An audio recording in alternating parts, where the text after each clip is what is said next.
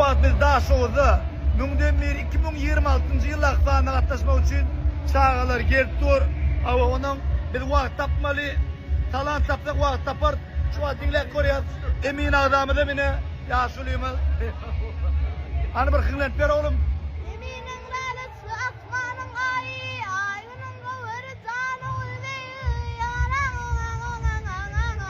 Vah, haydi ver, haydi ver. Ölümün rosini gördüm zahit, dünyanın kıvırı canı ulveyi,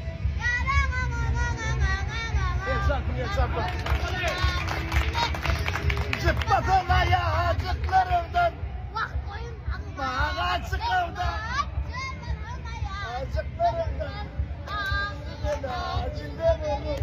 Sarmasın ayağcıklarımdan.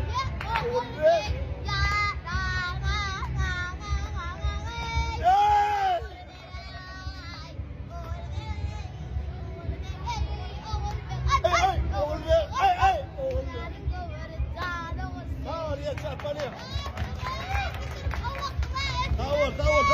Emin adam değilsin. Ne etti? Geçti ya onda velayet taktaplardan geçti. Çapak çalanı. Davay çekimcan. Onu bir gün bir daha karışıya kaydırım adım belli ya. Ana adım belli ya kaydırım.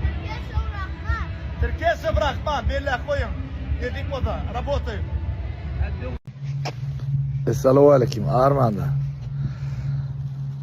Biz daha şovda. Ana.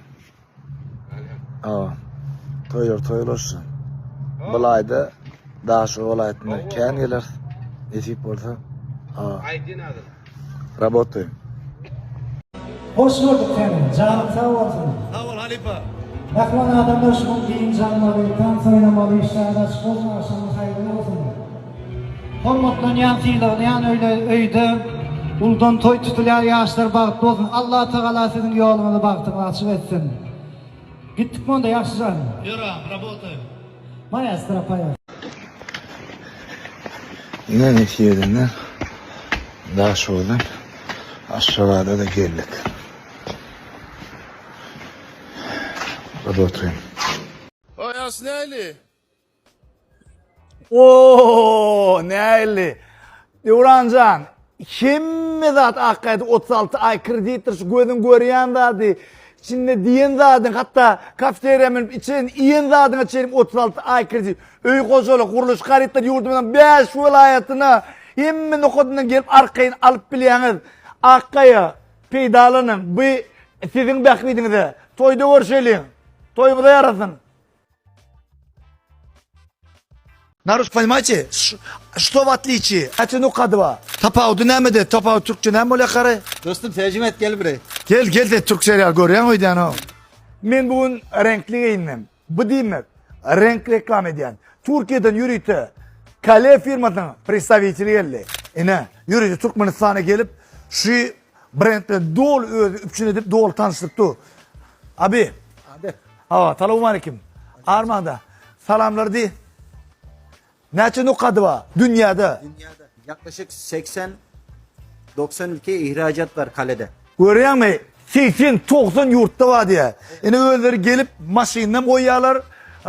Yürütü karlısına mı uğruyorlar? Dolu düşündürüyorlar.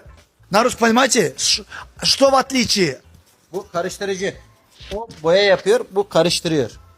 Boyayı karıştırıyor. Ön kullanılır mı bir ya? Tehlikeli koyuyorsun mu? Tane.